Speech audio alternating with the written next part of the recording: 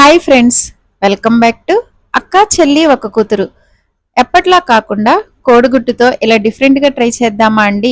దూదిలాగా మెత్తగా ఎలా ఉందో చూసారా? పిల్లలు బాగా ఇష్టంగా తింటారు దీన్ని. చేసుకోవడం కూడా 10 నిమిషాలేనండి. ఈజీగా చేసేసుకుందాము. టేస్ట్ బాగుంటుంది, డిఫరెంట్గా ఉంటుంది. ఒకసారి ఇది ఎలా చేయాలో చూద్దామా అండి. దానికోసం స్టవ్ వెలిగించుకొని బాండీ పెట్టి బాండీలో కొన్ని నీళ్ళు ఇలా పోసుకోవాలన్నమాట. అందులోకి కొంచెం సాల్ట్. ఈరోజు నేను 3 ఎగ్స్ తీసుకుంటున్నాను ఇది చేయడం కోసం. ఆ ఎగ్స్ని ఇలా పగలగొట్టుకొని దానిలోకి కొంచెం ఉప్పు, నీళ్ళల్లో కొంచెం కారం, ఆ పగలగొట్టిన ఎగ్స్లో కొంచెం కారం, దాంతోపాటు కొంచెం పసుపు రెండిట్లోనూ వేసుకోవాలండి. ఇలాగ నీళ్ళల్లోనూ ఇలా గుడ్లలోనూ కూడా ఉప్పు పసుపు కారం వేసుకోవడం వల్ల కోడిగుడ్డు కూర తినేటప్పుడు చప్పగా ఉండకుండా ఉంటుందన్నమాట. నీళ్లు మరిగే లోపల ఆ ఎగ్స్ని మంచిగా బీట్ చేసుకోవాలి. ఎంత మంచిగా స్మూత్గా అయ్యే వరకు బీట్ చేసుకుంటే కూర అంత బాగుంటుంది.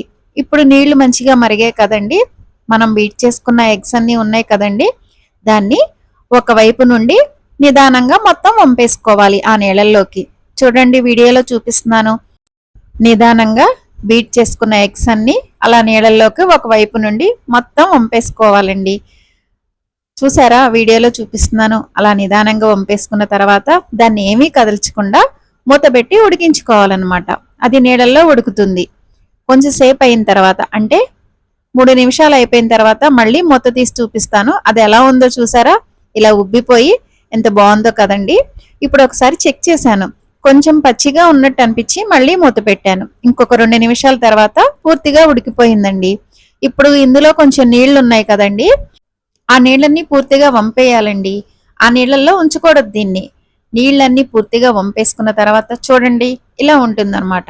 ఇప్పుడు దీన్ని ఒక 2 నిమిషాల తర్వాత వేరే ప్లేట్లోకి షిఫ్ట్ చేసేసుకోవాలి. లేకపోతే దీనిలో ఉంచుకున్నా పర్వాలేదండి. నేను కూర దీనిలోనే వండుదాం కదా అని దీన్ని ప్లేట్లో పెట్టానన్నమాట. చూసారా, ప్లేట్లోకి ఇలా పెట్టుకున్న తర్వాత మళ్ళీ స్టవ్ వెలిగించుకొని బాండీ పెట్టుకొని కొంచెం ఆయిల్ వేసుకొని, ఈ కూరకు ఆయిల్ కూడా ఎక్కువ అవసరం లేదండి. ఆయిల్ కొంచెం వేడయ్యాక అందులోకి కొంచెం జీలకర్ర, కరివేపాకు, ఉల్లిపాయలు, పచ్చిమిరపకాయ ముక్కలండి. ఇక్కడ నేను పచ్చిమిర్చి ముక్కలు బారుగా కట్ చేశాను. మీకు అలా నచ్చకపోతే సన్నగా కట్ చేసుకోవచ్చు. దాంతోపాటు రుచికి సరిపడా సాల్ట్. ఇక్కడ ఉప్పు మనం ఎగ్లోనూ వేసాం కదండి, చూసి వేసుకోవాలి. తర్వాత అల్లం వెల్లుల్లి పేస్ట్ అది కూడా వేసుకొని పచ్చివాసన పోయే వరకు ఫ్రై చేసుకొని, దాంతోపాటు రుచికి సరిపడా కారం, పచ్చిమిరపకాయలు ఎక్కువ వేసాం, కారం కూడా చూసి వేసుకోవాలి. అవి ఫ్రై అయ్యే లోపల మనం వాటర్లో ఉడకపెట్టాం కదండి ఎగ్స్ని, అవి చల్లారిన తర్వాత చూసారా ఎలా ఉందో, అచ్చం కేక్లా ఉంది కదండి. వీటిని ఇప్పుడు కొంచెం కొంచెం ముక్కలుగా కట్ చేసుకోవాలి. మన ఇష్టమైన సైజులో అండి.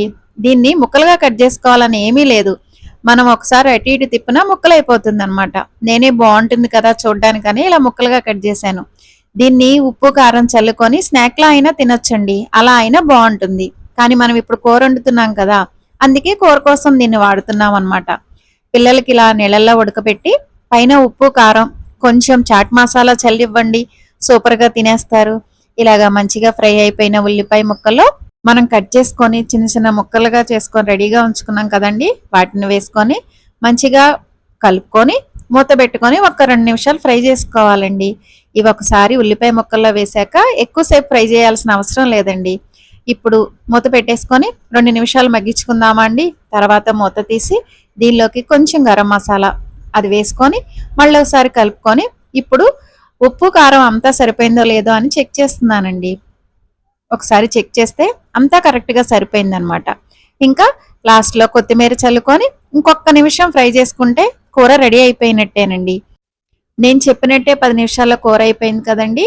ఈసారి ఇలా డిఫరెంట్గా ట్రై చేసి పెట్టండి, ఇంట్లో వాళ్ళందరూ ఇష్టంగా తింటారు. మా వీడియోస్ నచ్చితే లైక్ చేయండి. మా ఛానల్ని ఇప్పటివరకు సబ్స్క్రైబ్ చేసుకోకపోతే సబ్స్క్రైబ్ చేసుకోండి.